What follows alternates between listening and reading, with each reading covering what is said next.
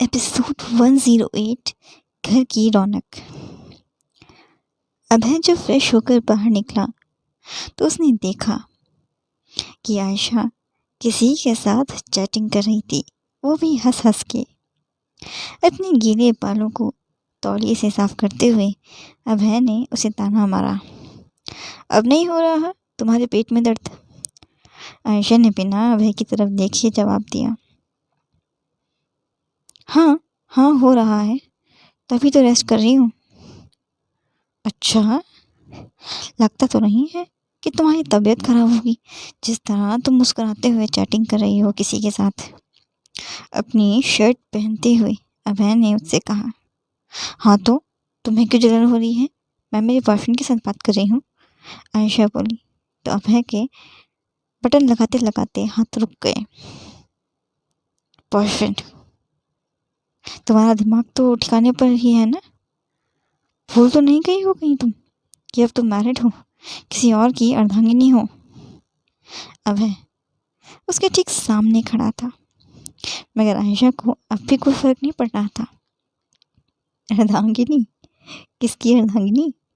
मेरा तो तलाक होने वाला है 5 महीने बाद, भूल गए हो क्या तुम? आयशा ने अपना फ़ोन साइड टेबल पे रखते हुए उससे कहा। आयशा की बात सुनकर अब अभय के मुंह से एक लफ्ज़ नहीं निकल रहा था। यार तुम बुरा बहुत जल्दी मान जाती हो, मैं तो बस एक छोटा सा प्रैंक कर रहा था तुम्हारे साथ। अभय आयशा के एकदम पास बैठ गया और उसके हाथों को अपने हाथों में लेते हुए उससे बोला, यार तुम्हें क्या लगता है मैं तुम्हारा पीछा इतनी आसानी से छोड़ दूंगी? ये तुम्हारी गलत फहमी है। मरने के बाद भी मैं तुम्हारा पीछा नहीं छोड़ूंगी, भूत बन के तुम्हारे साथ ही रहूंगी हर वक्त। आयशा ने अभय को अपनी बातों में कुछ इस तरह फंसा लिया कि उसे पता है नहीं चला कि कितनी चालाकी से आयशा ने उसकी पॉकेट से उसका वॉलेट निकाल लिया। अच्छा ये सब बातें छोड़ो, मुझे एक कप चाय तो पिला दो, नींद नहीं खुल रही है मेरी, आयशा धीमी सी आवाज़ में उससे बोली। तो मैंने गुलाबों को कॉल करके चाय कमरे में ही मंगवा ली। चाय पीने के बाद आयशा रेडी हो गई और अभय के साथ नीचे चली गई हॉल में। बेटा अब कैसी है तुम्हारी तबीयत? अधिराज ने आयशा से पूछा। तो उसने मुस्कुराते हुए अपना सिर हिलाया, अब थोड़ा सा ठीक है। अच्छा वैसे आप कहीं जा रही हैं क्या भाभी साहब?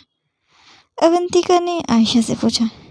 तो उसे कंफ्यूजिंग लुक देने लगी, क्योंकि आज से पहले तो कभी अवंतिका ने आयशा को भाभी नहीं कहा था।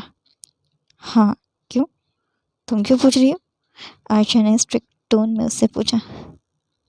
ऐसे ही बस, आज आपने सफ़ेद साड़ी नहीं पहनी है ना, तो मैं समझ गई कि आप और कहीं और जा रही हैं आज।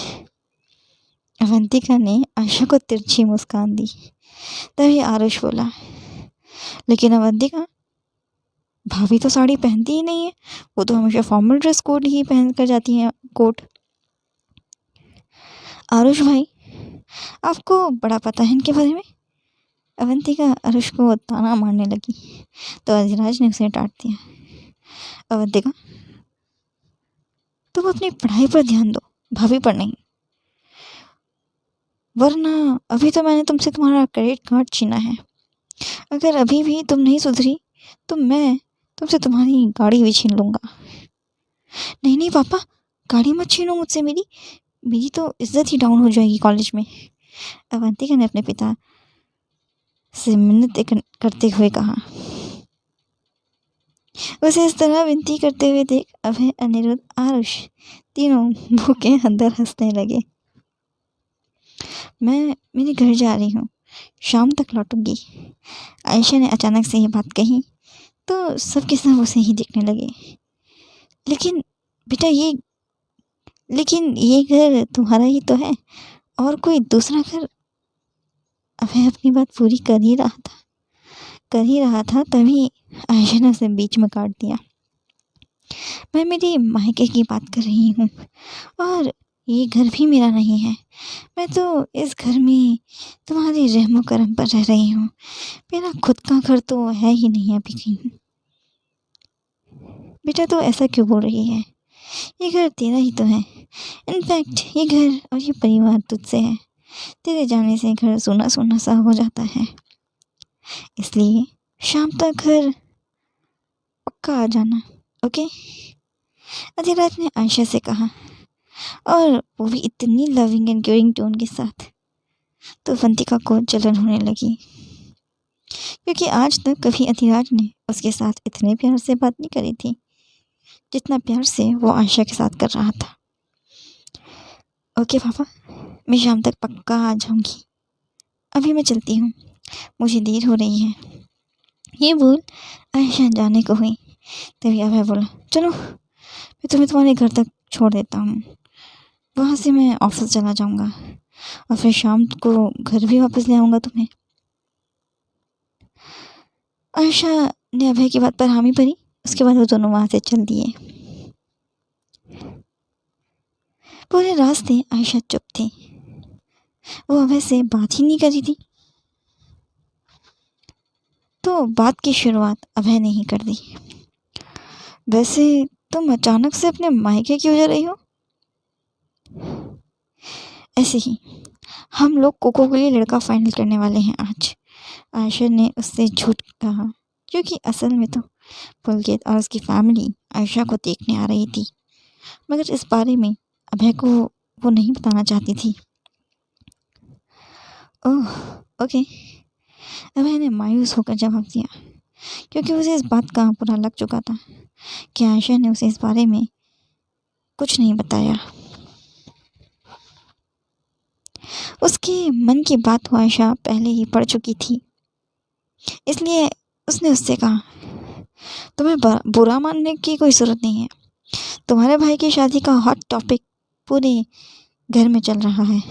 तो तुम्हारी दादी ने मुझे बाहर वाली कहा था और उस वक्त तुम मज़े ले रहे थे, इसलिए मेरे मायके वालों के लिए तुम भी बाहर वाले ही होंगे, फैमिली मेम्बर नहीं, समझे?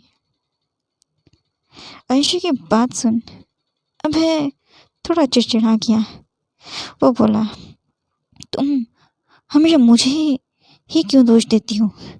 दादी साहब ने तुम्हें बाहर वाली कहा है, मैंने नहीं। इनफैक्ट मिस्टर राठौर, चाची साहब, मिसेस राठौर, मेरे भाई, मेरे कज़न्स सब तुम्हें फैमिली मेम्बर मानते हैं। So technically majority wins. Abhay ने उसे समझाया, मगर आयशा मानने वालों में से कहा थी। उसे तो छोटी सी छोटी बातें हो या बड़ी सी बड़ी बातें हो बहुत पिंच करती हैं।